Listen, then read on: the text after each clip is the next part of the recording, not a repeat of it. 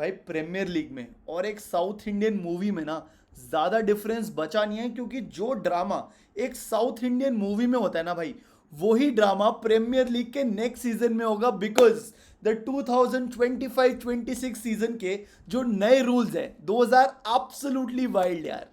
From time limit to goalkeepers to live interview mid games and even dressing room cameras, अगला season ना भाई full तबाही होने वाला है। यस दोस्तों, welcome to the most dramatic, controversial and downright shocking premier league season ever भाई। My name is Ish Khera और आओ भाई साथ में ब्रेक करते हैं the new rules of the 25-26 season. बस वीडियो स्टार्ट करने से पहले मेरा एक ही क्वेश्चन है यार, ये जो प्रीमियर लीग के लोग हैं, जो ऑफिशियल्स हैं भाई, ये क्या क्या फूक कर ऐसे रूल्स बनाते हैं? मतलब ऐसा माल कहाँ मिल रहा है, मैं बस यही जानना चाहता हूँ यार। Cool bhai, let's go to the first rule which says Premier League teams and players can be interviewed during the game भाई। तो तुम ये समझो कि कोई प्लेयर सब्सटीट्यूट होके आ रहा है तो उससे बात करेंगे कि भाई जो आप इतना खराब खेल रहे थे, आपका आपका क्या कहना है उस पर। या फिर कोई प्लेयर रेड कार्ड लेके आ रहा है तो उससे पूछेंगे कि भाई आप इतने कैसे हो। मतलब तुम समझ रहे हो। और तुम सोचो यार, गार्नाचो जैसा प्लेयर जो कि गुस्सा हो जाता है जब उसको सब्स्टिट्यूट करते हैं और पिच स्टॉर्म ऑफ करके चले जाता है, उसके हाथ में माइक दे देंगे और वो अपनी बड़ास निकालेगा ड्यूरिंग गेम भाई। तो ये बिग बॉस नहीं है तो फिर क्या है भाई? तो हाँ दोस्तों, जो प्रीमियर लीग के ब्रॉडकास्टर्स हैं स्काई और TNT, they can interview the players mid game, post game and even they can take the cameras inside the dressing room to record the behind the scene footage as long as no tactics are being revealed भाई।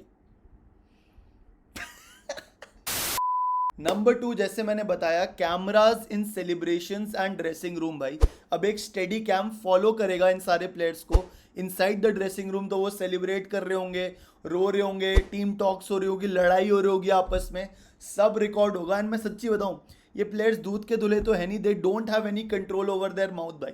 गुस्सा आ रहा है तो गाली देंगे। और हम सब स्कूल का एक बच्चा लाइव देखेगा कि कोल पामर निकोलस जैक्सन को क्या गाली दे रहा है भाई। ऑल्सो भाई कॉन्ट्ररी इसका ये है कि now the players will know they are on camera, so they might not be able to express themselves, या फिर they will curb their enthusiasm कि यार इनके सामने क्या ही बोले, I don't want to say all these things in front of camera.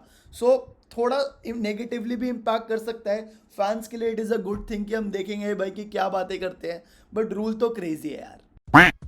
Number 3 crazy rule is that the goalkeepers will only have 8 seconds to hold the ball और face a corner भाई। yes, अगर एक goalkeeper 8 second से ज़्यादा ball को पकड़ रहा है और छोड़ नहीं रहा है तो the opponent gets a corner. मतलब वो ऐसे टाइम वेस्टिंग की जो टैक्टिक थी, गिर जाता है, 15-20 सेकंड उठने में लगते हैं, फिर गोल किक लेता है, वो सब खत्म हो गया भाई। No time wasting now allowed. अगर 5 सेकंड तक तुमने बॉल रिलीज नहीं करी तो रेफरी अपना हैंड रेस कर देगा वार्निंग देने के लिए, और अगले 3 सेकंड में अगर तुमने किक नहीं मारा, गोल किक नहीं लिया, तो वो कॉर्नर हो जाएगा भाई। तो अब तुम ये सोचो, 90 सेकंड मिनट पे मैच चल रहा है, 1-0 तुम्हारी लीड है and you just want to let go of the match. तुम्हारे गोलकीपर के पास बॉल है, उसको 8 सेकंड में बॉल रिलीज करनी पड़ेगी, वरना ओपोनेंट को कॉर्नर मिल जाएगा भाई। So this sounds exciting, but then let's see how it plays out in the real world यार। Bygone. Cool bhai. So now let's move to the next segment of the rules which are probably good यार। Only captains can talk to the referee। तो ऐसे कुछ कुछ decisions होते हैं जो कि कंट्रोवर्शियल होते हैं और टीम के प्लेयर्स सारा झुंड बना लेते हैं रेफरी पे और उस पर प्रेशर डालते हैं। None of that will happen. Now only the captain is allowed to talk to the referee and to approach the referee यार। Everyone else backs off। सो ऑब्जेक्टिवली देखा जाए तो भाई this could be a good thing, because normally क्या होता है, कुछ कुछ रेफरीज प्रेशर में आके डिसीजन दे देते हैं, एग्जैक्ट वो वाला नहीं तो अगला डिसीजन उस टीम के फेवर में दे देते हैं, because a lot of players put a lot of pressure on the referee. Now only the captain is allowed to talk to the referee.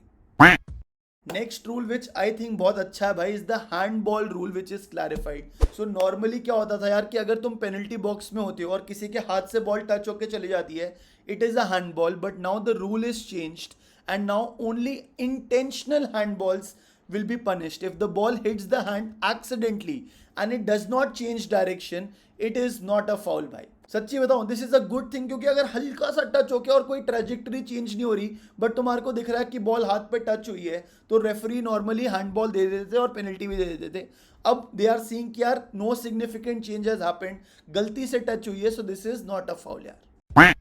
Next rule is the penalty encroachment rule which is a good rule यार। तो क्या होता है, जब भी कोई भी team को पेनल्टी दी जाती है तो पेनल्टी बॉक्स के अंदर only 2 players are allowed, one is the goalkeeper and one is the player who is taking the penalty, और बाकी सारे लोग उस बॉक्स के बाहर होते हैं।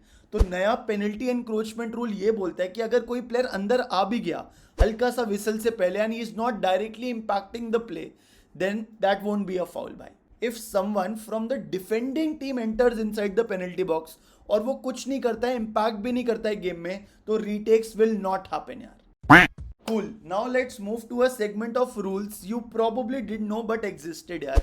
Number 1 is the drop ball changes यार। तो देखो, अगर कोई एक गेम स्टॉप हो रहा है ड्यू टू एन इंजरी और an interference, the drop ball will now go to the team that last touch the ball यार। इंस्टेड ऑफ रैंडम रीस्टार्ट कि हम रैंडमली किसी को भी दे देंगे और रीस्टार्ट कर लेंगे, बीच में डाल देंगे, ऐसा नहीं, जिसने लास्ट टच लिया है वहीं से गेम स्टार्ट होगा। The next rule is the financial rules which stay for now यार। तो जो प्रॉफिटेबिलिटी और सस्टेनेबिलिटी रूल्स हैं, they have been extended one more season and there is no squad cost ratio yet.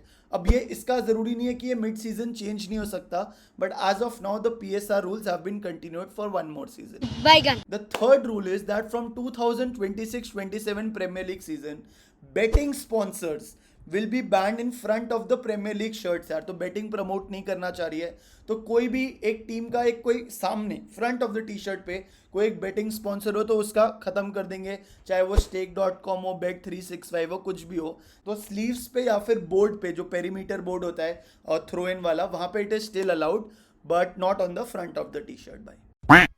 And the final rule is the VAR announcement to the crowd plus the 3D offside technology यार।